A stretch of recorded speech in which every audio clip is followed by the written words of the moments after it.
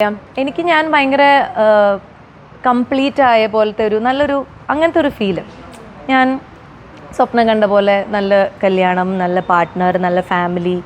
അപ്പോൾ അങ്ങനെ നമ്മളുടെ ഒരു ഹാപ്പിനെസ്, ഒരു ഡ്രീമൊക്കെ ഇങ്ങനെ ഫുൾഫില്ലായ ഒരു സന്തോഷമുണ്ട്. പിന്നെ നമ്മളിങ്ങനെ പറയുമല്ലോ, വന്നു കയറിയ ചെക്കൻ്റെ രാശി എന്ന് പറയുന്ന പോലെ അദ്ദേഹം അങ്ങ് വന്നു കയറിയപ്പോൾ ഭയങ്കര നല്ല തിരക്കായി, ബിസിയായി. ഞാൻ ആഗ്രഹിച്ച പോലത്തെ ക്യാരക്ടേഴ്സൊക്കെ ചെയ്യാൻ പറ്റുന്നു. സോ എൻ്റെ ഒരു ലക്കി ചാമായിട്ട് പ്രേമിനെ എനിക്ക് അങ്ങനെയാണ് തോന്നണേ. എല്ലാ രീതിയിലും ലൈഫ് ഭയങ്കരമായിട്ട് മാറി എൻ്റെ. സോ താങ്ക് ഗോഡ്, അതൊരു നല്ല മാറ്റമായിട്ട് എനിക്ക് ഫീൽ ചെയ്തു. അല്ലാതെ പേഴ്സണലി എനിക്ക് വലിയ മാറ്റം വന്നോ എന്നുള്ളത് അറിയില്ല. തമിഴ് പൊണ്ണായോ എന്ന് ചോദിച്ചാൽ മലയാളത്തിൽ കിട്ടുന്നില്ല, ചാൻസ് കിട്ടാത്തതുകൊണ്ട് ചെയ്യുന്നില്ല. എപ്പോഴെങ്കിലും നല്ല കഥാപാത്രം വരികയാണെങ്കിൽ ഉറപ്പായിട്ട് മലയാളത്തിൽ ചെയ്യും. ഇപ്പോൾ ലബർ ബന്ദിന് ശേഷം back to back Tamil movie ചെയ്യുന്നുണ്ട്, അവിടെ നമ്മൾ കൂടുതൽ സമയം നിൽക്കുന്നു എന്ന് മാത്രം. അല്ലാതെ അങ്ങനെ തമിഴ് പൊണ്ണൊന്നും ആയിട്ടില്ല. പക്ഷേ നല്ല ക്യാരക്ടേഴ്സ് അവിടെ കിട്ടുന്നതുകൊണ്ട് നമ്മൾ അവിടെ സ്റ്റിക്ക് ഓൺ ചെയ്യുന്നു. അതാണല്ലോ ആഗ്രഹിച്ചത്, അപ്പോൾ അതുകൊണ്ട് അവിടെ നിൽക്കുന്നു. നമ്മുടെ ഈ മലയാള നടിമാരുണ്ടല്ലോ, സ്വാസിക, നിഖില വിമലി, ലക്ഷ്മി, ആ ഒരു തരത്തിലുള്ള എല്ലാവരും തമിഴ് പോയി കഴിഞ്ഞ് കുറച്ചുകൂടി എനർജറ്റിക് ആയിട്ട് അഭിനയിക്കുന്നു എന്ന് ഞങ്ങൾക്ക് പ്രേക്ഷകർക്ക് തോന്നുന്നുണ്ട്. ഒന്ന് ഞാൻ ഒരു ഉദാഹരണം പറഞ്ഞപ്പോൾ ലബർ ബന്ദിൽ സ്വാസിക ചെയ്ത റോള്, നിഖില വിമലിന്റെ ആ പടത്തിൽ ഡാൻസ് കളിച്ചിട്ടൊക്കെ, അപ്പം അങ്ങനെ തോന്നുന്നുണ്ട്. എങ്ങനെയാണ്? അല്ല, അത് ക്യാരക്ടേഴ്സ് വരുന്ന അനുസരിച്ചാണല്ലോ. ഇപ്പം എൻ്റെ ആ ക്യാരക്ടറിന് അത്രയും ഒരു അങ്ങനെ അഭിനയിക്കണം, അങ്ങനെ സ്ട്രോങ് ആയിട്ട് സംസാരിക്കണം, സ്ട്രോങ് ആയിട്ടുള്ള ബോഡി ലാംഗ്വേജ് ഒക്കെ വേണ്ട ഒരു ക്യാരക്ടറായിരുന്നു. അപ്പോൾ അതിനുവേണ്ടി നമ്മളത് ഡയറക്ടർ പറയുന്ന അനുസരിച്ച് ചെയ്യുന്നു. മേ ബി നിഖിലയുടെ ക്യാരക്ടറും ആ ഡയറക്ടർ പറയുന്ന കാര്യങ്ങൾ ഫോളോ ചെയ്യുന്നു, ആ ക്യാരക്ടറിന് വേണ്ടിയിട്ടുള്ള കാര്യങ്ങൾ ചെയ്യുന്നു.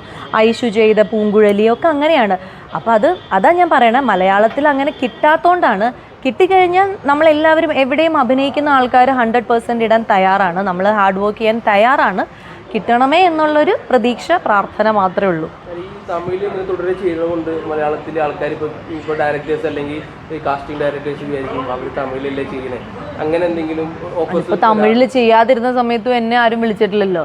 പിന്നെ ഇപ്പം എന്താ, തമിഴിൽ ചെയ്യാതെ ഇവിടെ ഇരുന്ന് മലയാളം മാത്രം ചെയ്യുമ്പോഴും അങ്ങനെ വിളിച്ചിട്ടില്ല നല്ല കഥാപാത്രം. എനിക്കിപ്പം നല്ല നല്ല ക്യാരക്ടേഴ്സ് കിട്ടിയ 1-2 സിനിമകളല്ലേ ഉള്ളൂ. പൊറിഞ്ചുമറിയം, നമ്മുടെ ചതുരം, വാസന്തി, അങ്ങനെ വളരെ കുറച്ച് സിനിമകളിലെ എനിക്ക് ഇമ്പോർട്ടൻസ് ഉള്ള ക്യാരക്ടേഴ്സ് ചെയ്യാൻ പറ്റിയിട്ടുള്ളൂ. ബാക്കിയുള്ളതെല്ലാം നോർമൽ ക്യാരക്ടേഴ്സ് ആയിരുന്നു. അപ്പം മലയാളത്തിൽ ഇനി കുറച്ചും കൂടി നല്ല ക്യാരക്ടേഴ്സ് ചെയ്യാൻ വെയിറ്റിംഗ് ആണ്. പക്ഷേ വിളിക്കാത്തത് അറിയില്ല. മാമനിൽ നല്ല ക്യാരക്ടറാണ്. അതായത് എനിക്ക് പേഴ്സണലി ഭയങ്കര ഇഷ്ടപ്പെട്ട ക്യാരക്ടറാണ്. ഒരു ചേച്ചിയായിട്ടാണ് ഞാൻ. അപ്പോൾ എൻ്റെ റിയൽ ലൈഫിലും ഞാൻ കുറേ, എനിക്ക് അനിയനുണ്ട്, പക്ഷെ കുറേ കസിൻസ് ഉണ്ട് എനിക്ക്. അപ്പോൾ എല്ലാവരുടെയും മൂത്ത ചേച്ചിയാണ് ഞാൻ റിയൽ ലൈഫിൽ.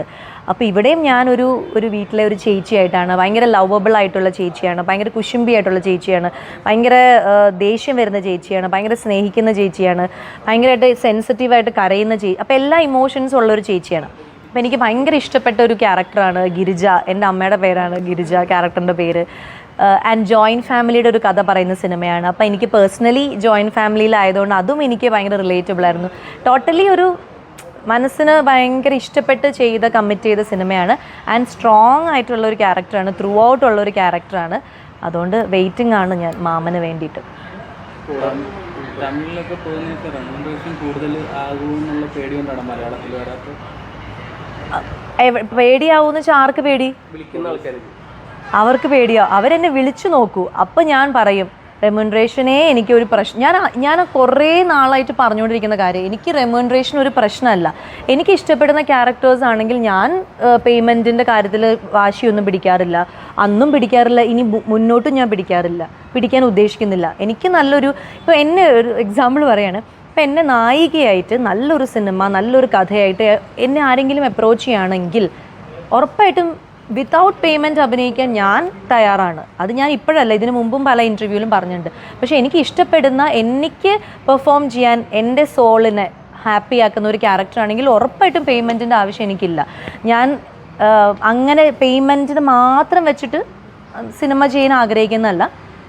നമുക്ക് പ്രത്യേകിച്ചൊന്നും ചെയ്യാനില്ലാത്ത ക്യാരക്ടേഴ്സ് വരുമ്പോൾ ശരി പേയ്മെൻറ്റെങ്കിലും കിട്ടട്ടെ എന്ന് വെച്ച് കുറച്ച് പേയ്മെൻറ്റ് ചോദിക്കും, അത്രേ ഉള്ളൂ. അതാ, അങ്ങനെ വിളിച്ചു കഴിഞ്ഞാൽ ഉറപ്പായിട്ടും പേയ്മെൻറ്റിന് വേണ്ടി സ്വാസിക വാശി പിടിച്ചു, എനിക്ക് ഇത്ര പേയ്മെൻറ്റ് കിട്ടിയാലേ ഞാൻ വരൂ, അങ്ങനെ ഒരു കാര്യം ഒരിക്കലും സംഭവിക്കില്ല. ഇനി സ്വാസിക്കിന്റെ ഡ്രസ്സിംഗ് സെൻസ് ഭയങ്കരമായിട്ട് ഇപ്പൊ കുറച്ച് കാലങ്ങളായിട്ട് ഉണ്ട്. നല്ലതാണോ ചീത്തയാണോ? നല്ലതാ. അല്ല, അതാ ഞാൻ പറഞ്ഞു, അതിനെക്കുറിച്ചിട്ട് ഡ്രസ്സിങ് സെൻസ് എനിക്ക് അതിനെക്കുറിച്ചിട്ട് വലിയ ധാരണയില്ല. എപ്പോഴും എൻ്റെ കൂടെയുള്ള ഈ സ്റ്റൈലിസ്റ്റ് അവരായിരിക്കും അത് സെറ്റ് ചെയ്ത് തരുന്നത്. അപ്പോൾ അവരിങ്ങനെ പറയും, ചേച്ചി നമുക്ക് കുറച്ച് ഇങ്ങനെ ട്രൈ ചെയ്യാം, അങ്ങനെ ചെയ്യാമെന്ന് പറയുമ്പോൾ ഞാനത് ചെയ്യുന്നു. ചിലതൊക്കെ ഫ്ലോപ്പ് ആവും, ചിലതൊക്കെ നമുക്ക് ഇണങ്ങും, ചിലതൊക്കെ മറ്റുള്ളവർക്ക് ഇഷ്ടപ്പെടില്ല, അങ്ങനെയൊക്കെ. ഈ ഡ്രസ്സിനാണോ ഈ കമ്മൽ മാറ്റും? ഈ ഡ്രസ്സിന് ഈ കമ്മലിട്ടു, അടുത്ത ഡ്രസ്സിന് ഈ കമ്മൽ പറ്റില്ല എന്നാണ് താരുണ്യ പറഞ്ഞിരിക്കണം. അപ്പോൾ വേറെ കമ്മലിടും.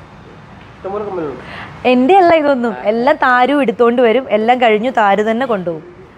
എൻ്റെ ഒന്നുമില്ല, ഒരു ആക്സസറീസും എൻ്റെ അല്ല.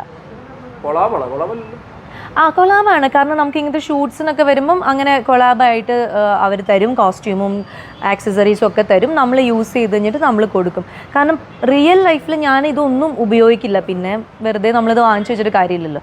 എനിക്ക് സിൽവർ ഓർണമെൻറ്റ്സ് ആണ് ഇഷ്ടം, അതുണ്ട് കയ്യിൽ കളക്ഷൻ.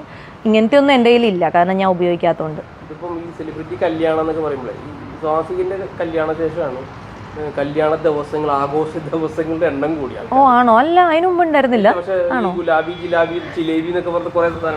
അതെ അതെ. അല്ല, എനിക്ക് ഗുലാബി, പൂൾ പാർട്ടി, കല്യാണം, റിസപ്ഷൻ, 4 5 ഉണ്ടായി. ആണോ? രണ്ട് റിസപ്ഷൻ ഉണ്ടായിരുന്നു. 5 ഉണ്ടായിരുന്നു. അതെ അതെ അതെ, 5 ഉണ്ടായിരുന്നു. ശരിയാ. അല്ല, അത് എണ്ണം കൂടുന്നത്. ഞാനത് വെച്ചത് എന്താണെന്ന് വെച്ച് കഴിഞ്ഞാൽ, എനിക്ക് അറ്റ് എ ടൈം കുറേ ആൾക്കാരെ ഇൻക്ലൂഡ് ചെയ്യാൻ പറ്റാത്തതുകൊണ്ട് എല്ലാ ഫംഗ്ഷനിലും 150 പേരെ വെച്ചിട്ട്, അത് ഞങ്ങളുടെ ഒരു ഫാമിലി പ്ലാനിങ് അങ്ങനെ ആയിരുന്നു. കുറച്ച് ആൾക്കാരെ വെച്ചിട്ട് നമുക്ക് എല്ലാവരെയും അറ്റൻഡ് ചെയ്യണം എന്നുള്ള രീതിയിൽ. അപ്പോൾ എല്ലാ സ്ഥലത്തും 150 പേരെ വെച്ച് വിളിച്ചു. അങ്ങനെ അങ്ങനെ ചെയ്തു. ഓ ഓക്കെ, സന്തോഷം. അതെ. അപ്പൊ അത് ആപ്ലിക്കബിൾ ആണ്. നമുക്ക് കുറേ ആൾക്കാരെ വിളിക്കണമെന്നുണ്ടെങ്കിൽ, എല്ലായിടത്തും ഒരുപാട് ആൾക്കാർ വേണ്ടാന്നുണ്ടെങ്കിൽ ഇങ്ങനെ വേണമെങ്കിൽ ചെയ്യാം. അതെ, നല്ലൊരു ഓപ്ഷനാണ്. പക്ഷെ മെനക്കെടണം, 5 ദിവസം മെനക്കെടണം. അല്ല, ഞാൻ അതുകൊണ്ട് അതിനും ബുദ്ധിപരമായിട്ട് ഓരോ ദിവസത്തെ ഇത് കഴിഞ്ഞ ഒരു ഗ്യാപ്പ് വെച്ചിട്ടാണ് അടുത്ത ദിവസം വെച്ചത്. സോ ഒരു കല്യാണം ഒരു 24th ഒരു ഫംഗ്ഷൻ ആണെങ്കിൽ നെക്സ്റ്റ് 26th അങ്ങനെ. Thank you. അപ്പോൾ മാമൻ എല്ലാവരും കാണുക, കണ്ടിട്ട് അഭിപ്രായങ്ങൾ അറിയിക്കുക. Thank you.